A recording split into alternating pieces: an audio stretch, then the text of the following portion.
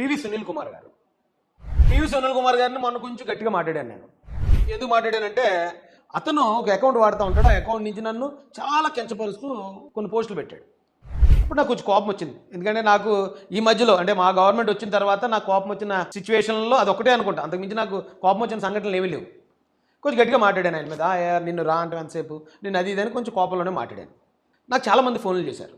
ఫోన్లు చేసి రాయేష్ ఎంత కాదన్నా మనందరం కులస్థలం, ఈ కులంలో ఉన్న పెద్దల్ని నువ్వే డైరెక్ట్గా కించపరిస్తే ఇతర సమాజానికి వాళ్ళు మరీ లోపు అయిపోతారు. కాబట్టి ఒకవేళ నీ కోపం వచ్చినా ఫోన్లే అంటే అనుకుని నేను ఎంతోమంది లేని మాటలు అంటూ ఉంటారు, విమర్శిస్తూ ఉంటారు కదా. నీ ఎదుగుదల తట్టుకోలేని వాళ్ళు అసూయత ఎన్నో అంటారు. నువ్వు చాలామందిని వదిలేస్తావు కదా, ఏళ్ళను కూడా వదిలే ఏమనొద్దు అన్నారు. నేను ఆ రోజు నుంచి పివి సునీల్ కుమార్ మీద కానీ, జాడ శ్రావణ్ కుమార్ మీద కానీ, విజయ్ కుమార్ గారు కొంచెం జెంటిల్మెన్ హెల్త్ పోల్చుకుంటే, ఎందుకంటే ఆయనకి నాకు పర్సనల్గా ఎప్పుడు జరగలేదు. సర్లేని వదిలేశాను. కానీ నిజానికి నేను పివి సునీల్ కుమార్ను, జాడ శ్రావణ్ కుమార్ నేను మొదలు పెట్టలేదని వాళ్ళే మొదలుపెట్టారు ఫస్ట్ నా మీద. నాకు ఎమ్మెల్యే టికెట్ ఇచ్చినప్పుడు వాళ్ళు బాగా అసూయకు లోనయ్యారు. చాలా ఈర్ష్య ద్వేషం నా మీద చూపించారు. చూపించే క్రమంలో జాడ శ్రావణ్ కుమార్ ప్రెస్ మీట్లో ఆడు రాయేష్ అని పిలిస్తే నా దగ్గర చేతులు కట్టుకుని నిలబడితే 10th క్లాస్ గడాడు చాలా కించపరుస్తూ మాట్లాడాడు. ఆడొకడు ఉన్నాడు 10th క్లాస్ చదువుకున్నాడు, మహాసేన్ రాజేష్. అసలు మహాసేన్ రాజేష్ కి జడా శ్రావణ్ కుమార్ కి కంపారిజన్ ఏమంటారు చెప్తారా? Who is he? ఒక 10th క్లాస్ చదువుకున్నటువంటి ఒక రౌడీ షీటరు, ఒక 30 కేసులు పెట్టి అమ్మాయిల్ని తాచారని, అమ్మాయిల్ని మోసం చేశాడని, వాళ్ళ ఊర్లో నేను జడ్జిగా పనిచేశాను సాయి గారు. ఐఎమ్ వెరీ పెట్టి టు ఆన్సర్ దిస్ క్వశ్చన్. వాళ్ళ ఊర్లో నేను జడ్జిని లంకా రాజేష్ అని పిలిస్తే వచ్చి చేతులు కొట్టుకొని నుంచునే మహాసేన రాజేష్ ని నువ్వెవడు ఆఫ్టర్ నువ్వు 10వ తరగతి చదివి ఆడి దగ్గర వీడి దగ్గర డబ్బులు తీసుకున్నాడు. నేను ఈ పొలిటికల్ ఫీల్డ్లోకి వచ్చి దాదాపు 6 సంవత్సరాలు 7 సంవత్సరాలు అవుతుందండి. ఈ 7 సంవత్సరాల్లో ప్రతి ముఖ్యమంత్రి క్యాండిడేట్ నన్ను ఇష్టపడ్డాడు. జగన్ గారు ఇష్టపడ్డారు, ఇంటికి పిలిచారు, ఫండ్ వేశారు, నా పార్టీ కోసం పనిచేయి, నీకు మంచి పదవులు ఇస్తాను, మంచి భవిష్యత్తు ఇస్తానన్నాను. ఒకవేళ ఆ పార్టీలో కొనసాగితే ఇచ్చి ఉండేవాడు ఆయన. కానీ ఆ పార్టీ చేస్తున్న అన్యాయాలు భరించలేక నేను బయటకు వచ్చాను. ఆయన మీద పోరాడాను. పవన్ కళ్యాణ్ గారి కోసం నేను మాట్లాడడం మొదలుపెట్టాను. ఆయనలో ఉన్న క్వాలిటీలు నేను కొత్త కోణం అంటే అసలైన ఒరిజినల్ కోణం బయట తీసుకురావడం మొదలుపెట్టాను. విపరీతంగా కనెక్ట్ అయిపోయాను జన సైనికులకి. అప్పుడు పవన్ కళ్యాణ్ గారు నా మీద అక్కడ దాడి చేస్తే ఆయన కూడా ఫోన్ చేశాడు. నన్ను ఆయన చాలా రెస్పెక్ట్గా మాట్లాడి చాలా గౌరవించాడు. ఆయన కూడా ఇక చంద్రబాబు నాయుడు గారి గురించి చెప్పక్కర్లే. ఆయన నన్ను పార్టీలో చేర్చుకోవడానికి సాలకోటలో మీటింగ్ పెట్టాడు ఆయన నా కోసం. నన్ను ఆ పార్టీలో జాయిన్ చేసుకున్నారు. లోకేష్ గారు ప్రతి పాయింట్కి నన్ను పక్కన కూర్చోబెట్టాడు. వచ్చిన 5-6 సంవత్సరాల్లోనే ఎస్సీల్లో చాలామంది తెలివైన వాళ్ళు ఉన్నారు, చాలామంది బాగా చదువుకున్న వాళ్ళు, ముఖ్యంగా మాల కమ్యూనిటీలో మేధావులకి ఏం లోట్లేదండి. కానీ రాజకీయం ఇప్పుడున్న ట్రెండ్ని పట్టుకుని ప్రతి ఒక్కరిని మంచి చేసుకుంటూ ఇతర కులాల్లో కూడా మంచి పేరు తెచ్చుకుంటూ ముందుకెళ్లే వాళ్ళలో అతి కొద్ది మందిలో ఖచ్చితంగా నేను ఉంటాను. నన్ను ఈ రోజున పార్టీలో అప్పుడు జనసేనలో ఉన్నప్పుడు పెద్ద పెద్ద కాపులు అలాగే అభిమానించేవారు. టీడీపీ పార్టీ కోసం పనిచేస్తున్నప్పుడు పెద్ద కమ్మూరు కూడా నన్ను అంతే అభిమానిస్తారు, అంతే ప్రేమిస్తున్నారు. దేశ విదేశాల్లో నన్ను మాట్లాడించడానికి వాళ్ళు తీసుకెళ్తూ ఉంటారు. నాతో మాట్లాడిస్తారు. చాలా చక్కగా మాట్లాడతాం, పాయింట్ టు పాయింట్ మాట్లాడతాం, ఎంత మేధావి అని వాళ్ళు చాలా పొగుడుతారు నన్ను. నేను చాలామంది నన్ను మాటలు కూడా బయట చెప్పను, ఎందుకంటే దానికి కూడా ట్రోలింగ్ చేస్తారు, ఎందుకు వచ్చింది. అయితే అంత పేరు ఈ 6 సంవత్సరాల్లోనే దేవుడి దయ వల్ల ప్రజలందరి అభిమానం వల్ల సంపాదించుకున్నాను. అలాంటి నన్ను అంత కించపరిచి మాట్లాడాల్సిన అవసరం లేదు. అది అలాగే పివి సునీల్ కుమార్ గారి దగ్గరికి ఎవరు వచ్చి ఏమంటే మీరు ఎప్పుడు ఎమ్మెల్యే అవుతారు, ఎంపీ అవుతారంటే అప్పుడే ఎలక్షన్ ముందు పివి సునీల్ గారు అన్నారు, యూట్యూబర్లకే ఎమ్మెల్యే సీట్లు ఇచ్చేస్తున్నారు, మనం ఇంకేమవ్వాలైతే ఈ లెక్కనే అన్నాడు ఆయన. ఏమంటే యూట్యూబర్ అంటే నేను యూట్యూబ్లో ఏమైనా వంట వార్పు కార్యక్రమం చేశానా, లేకపోతే యూట్యూబ్లో నేను ఏమైనా డ్యాన్సులు ఇస్తూ వీడియోలు పెట్టానా? యూట్యూబ్ని బేస్ చేసుకుని జగన్తో ఫైట్ చేశాను, అందుకే 30 కేసులు నా మీద. ఆయన అలా కించపరి చులకనగా మాట్లాడాడు. అయితే చాలా మాటలకి నాకు బాధ అనిపిస్తుందండి, బాధ అనిపిస్తుంది, అవమానంగా అనిపిస్తుంది, బాధపడతాను నేను. ఇది పెద్దవాళ్ళు వాళ్ళని ఎప్పుడు నేను అప్పటికి శత్రువుగా భావించలేదు. వాళ్ళు ఒక కమ్యూనిటీలో ఉన్నవాళ్ళు ఇప్పుడు ముందుకు వెళ్తున్నాడంటే వాళ్ళు కూడా సపోర్ట్ ఇచ్చి ఉంటే ఇంకా బాగుంటుంది కదా అనిపిస్తుంది నాకు. అలాంటిది వాళ్ళు అలా మాట్లాడేటప్పుడు నాకు వాళ్ళ మీద నెగిటివ్ వచ్చింది. నెగిటివ్ వచ్చేసిన తర్వాత నుంచి వాళ్ళకి నాకు ఇంకా జరుగుతుంది. వాళ్ళు ఎప్పుడన్నా ఏదైనా రాంగ్ చేసినప్పుడు నేను మాట్లాడతాను. అయితే మొన్న జరిగాక నేను మాట్లాడడం మానేశాను. నేను వీళ్ళ గురించి వదిలేక లేదా వాళ్ళ ప్రయత్నాలు చేసుకున్నట్టు చేసుకొని లేదు. నిన్న ఒక వీడియో చూశానండి, పివి సునీల్ మాట్లాడింది. ఆయన ఏమంటాడంటే RRR గారి కోసం మాట్లాడుతున్నాడు. ఆయన మొదలెట్టడమే సార్ అయ్యా రాజుగారు అని ఏదో మొత్తానికి రాజుగారు అని మొదలుపెట్టాడు. RRR గారు రాజుగారు అని మొదలుపెట్టాడు. మీరు ఎస్సీ ఓట్లు వద్దన్నారు, కానీ 2 రోజుల్లోనే మీరు యూటర్న్ తీసుకున్నారు. ఎస్సీ ఓట్లు అంటే మరి అలా ఉంటుంది, మా బలం అలా ఉంటుంది అని చెప్పుకుంటూ నేను మిమ్మల్ని అప్రిషియేట్ చేద్దాం అనుకున్నాను, ఎస్సీ ఓట్లు మీరు వద్దన్నందుకు. మీరు గారు 2 వదలలేదు ఆయన. కానీ కొన్ని కుక్కలు ఉన్నాయి, ఆ కుక్కలో ఇది జాడ శ్రావణ్ కుమార్కి RRRకి పివి సునీల్కి RRRకి జరిగే గొడవ తప్ప ఇది మరొకటి కాదు అని కొన్ని కుక్కల పోస్టులు పెట్టాయన్నాడండి. ఈ మధ్యన మన ట్రిపుల్ ఆర్ గారు ఒక సంచలనాత్మకమైన ఇంటర్వ్యూ ఇస్తూ కొన్ని కామెంట్లు చేశారు. సో ఈ మధ్యన ఆర్టీవీకి ఇచ్చినటువంటి ఇంటర్వ్యూలో ఆయన ఒక ప్రశ్న స్పష్టంగా అడిగాడు, మీకు దళితుల ఓట్లు వద్దా అంటే ఈయన వద్దే అన్నాడు. అట్లానే మీకు దళిత క్రైస్తవుల ఓట్లు వద్దా అన్నా కూడా వద్దన్నారు.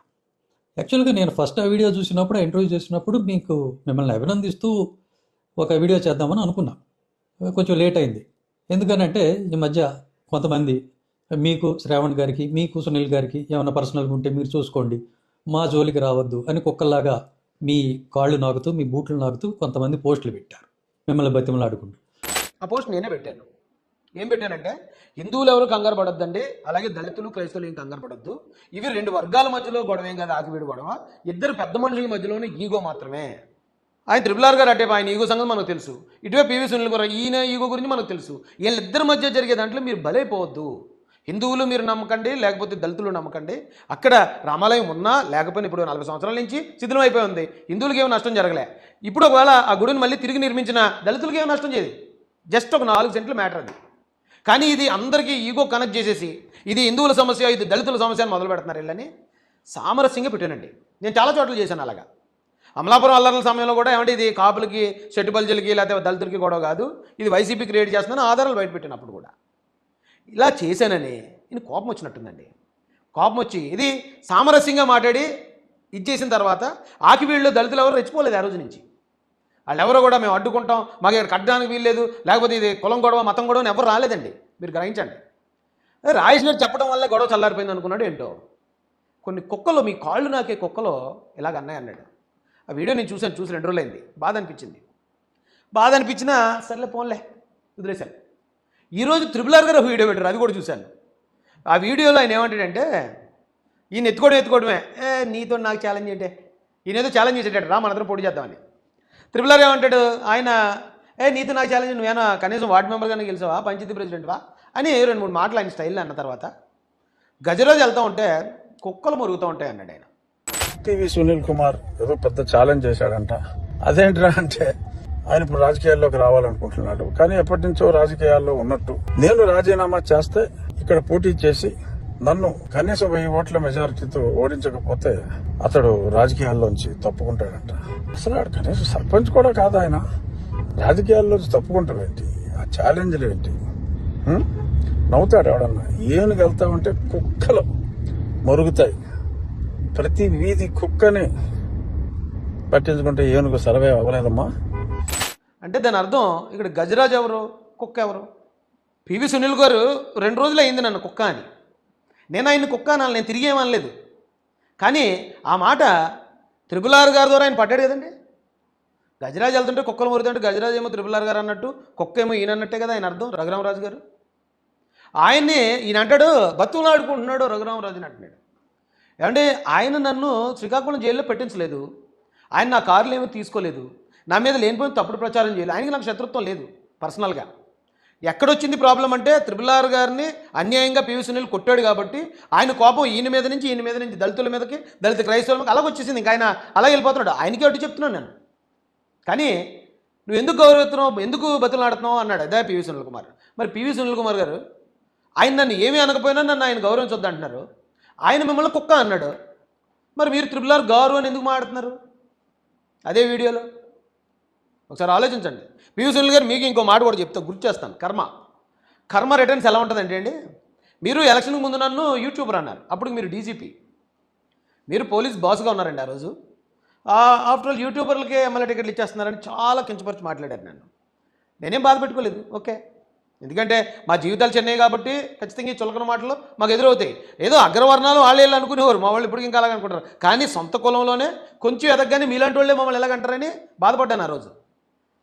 ఈరోజు మీ పరిస్థితి ఏంటండి? పివి సునీల్ గారు, మీరు ఈరోజు డీజీపీయా? మీకు ఉద్యోగం ఉందా? మీకు జీతం వస్తుందా? మీరు చెప్తే, మీరు బెల్ కొడితే ఎస్ బాస్ అంటూ వచ్చే పోలీసులు ఉన్నారా? ఎక్కడున్నారు సార్ మీరు ఈరోజు? యూట్యూబ్లో ఉన్నారు. అంటే ఎవడు తీసిన గోతులు వాడే పడిపోతాడండి. నేనేం చేయక్కర్లే. మిమ్మల్ని డీజీపీ స్థాయి నుంచి ఒక యూట్యూబర్ స్థాయికి నేను అనుకుంటే తీసుకురాగలనా? తీసుకురాలేను. కానీ మీరు నన్ను కించపరిచినప్పుడు నేను బాధపడి సరే దేవుడు ఏంటి దేవ ఇలాంటి పరిస్థితి అని దేవుడికి అప్పచెప్పేస్తాం మాలాంటి వాళ్ళు. ఆయన ఏం చేశాడు చూడండి, మీ ఉన్న ఉద్యోగం పీకేశాడు, మీ మీద కేసులు పెట్టించేశాడు, మీ ఉద్యోగం పోయా, మీ జీతం పోయా, మీకున్న గౌరవం పోయా, మీరు సస్పెండ్ అయిపోయా, మీరు రిటైర్ అయిపోయేదాకా సస్పెన్షన్. అంటే బతుకుండగానే చచ్చిపోయినట్టండి ఇది. రిటైర్ అయ్యేదాకా మీరు సస్పెన్షనే, అంటే మీకు ఈ జీవితంలో మీకు ఇక రాదు ఉద్యోగం. పైగా ఎప్పుడు అరెస్ట్ అవుతారో తెలియని ఒక ఆందోళన. మీరు ఈరోజు అందుకే కదా మీకు జాతి గుర్తొచ్చింది. నేను నా 37 సంవత్సరాలకు నేను పోరాటానికి వచ్చేసాను. నాకు జరిగిన అన్యాయం, బయట జరుగుతున్న అన్యాయాలు చూసి 37 సంవత్సరాలకు నేను పోరాటానికి వచ్చేస్తే 39 సంవత్సరాలకు నా మీద దాదాపు 30 కేసులు పడిపోయి. ఒక దళిత రైతు కోసం పోరాడినందుకు, ఒక డాక్టర్ సుధాకర్ గారి గురించి, ఒక సుబ్రహ్మణ్యం కోసం, అప్పుడు జరిగిన ప్రతి అక్రమం కోసం నేను నిలబడ్డ దాని ప్రకారం 30 కేసులు నాకు ఆ 2-3 సంవత్సరాల్లోనే పడిపోయి. జాతి కోసం, లేదా క్రిస్టియన్స్ ఆస్తులు కబ్జా జరుగుతుంది. క్రిస్టియన్స్ ఆస్తులు అంటే పేద పిల్లలు చదువుకోవడానికి ఇచ్చిన స్కూళ్ళు, హాస్పిటల్ అవి లేకపోతే పిల్లలకు చదువు ఉండదు. నిలబడ్డదానికి అన్ని కేసులు భరించాను నేను. అన్ని కేసులు భరించాను. ఒక పక్క నన్ను అవమానాలు జరిగాయి, మరో పక్క సీఎంలతో పాటు కూర్చున్నాను వెళ్ళి. ఇంకో పక్కన గౌరవం దక్కింది నాకు. అంటే తానా అంటే ఎంత పెద్ద సంస్థ అండి అది. అందులో ఎంతోమంది పెద్దలు ఉన్నారు. వాళ్ళు నన్ను అక్కడికి ఇన్వైట్ చేసి ఎమర్జింగ్ యంగ్ లీడర్ ఒక అవార్డు ఇచ్చారండి నాకు, అక్కడ అగ్రరాజ్యంలో. తానా తెలుగు ఫోరం తరపున emerging young leaders presented to Sri Saripalli Rajesh Mahasena in deep appreciation of his outstanding contributions to the field of politics. అంటే అవమానాలు పడ్డాను, అవమానాలకు మించిన ఆదరణ, గౌరవం కూడా పొందాను. పివి సునీల్ గారు, this is not my track record అండి, this is all time record. ఇంత తక్కువ సమయంలో ఇంకోటి తెలుసా మీకు, నేను ఎమ్మెల్యే క్యాండిడేట్గా సెలెక్ట్ అయ్యాను నా అర్హతతోటే. నాకెవరు నియోజకవర్గంలో నన్ను ఎవరు రికమెండ్ చేయలేదు. రాష్ట్రంలో నా వెనకాతలు ఎవరు పెద్ద నాయకులు ఉండి రాజేష్కి టికెట్ ఇవ్వండి అని పెద్ద ఆయనకి నన్ను రికమెండ్ చేయలేదు. లేదా ఓ 10 కోట్లు, 20 కోట్లు, 30 కోట్లు నేను పార్టీ ఫండ్ ఇచ్చి సంపాదించుకున్నది కాదు అది. లేదా ఇంకా ఇంకా ఇంకా చాలా చాలా ఉంటాయండి, లాబింగ్స్ అవి ఉంటాయి కదా. అవేమీ చేయకుండా ఈ కుర్రోడు ఒక ఎమ్మెల్యేకి సమర్థుడు అని చెప్పి 40 సంవత్సరాల రాజకీయ దురంధరుడు నిర్ణయించాడండి. నన్ను సెలెక్ట్ చేశాడు ఆయన. ఒకవేళ నేను ఆ రోజున ఎమ్మెల్యే అయి ఉంటే కనుక ఇప్పుడు దాకా చాలా చోట్ల ఎస్సీఎమ్మెల్యేల పరిస్థితి అక్కడున్న ఎవరో ఒక నాయకుడు ఉంటాడు, అన్ని పార్టీలో ఉంటుంది అది. కానీ ఫస్ట్ టైం ఎమ్మెల్యేని అవుతునేమో నేను.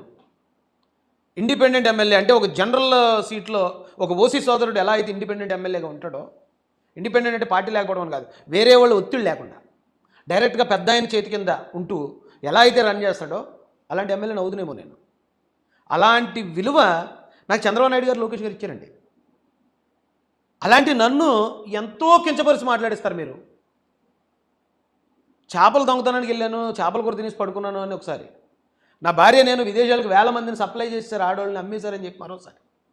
ఇప్పుడు ప్రవీణ్ పగడాల గారిది హత్య కాదు అని యాక్సిడెంట్ అని చెప్తే ఆయన్ని నేనే చంపేసినట్టు మరో ప్రచారం క్రిస్టియన్స్.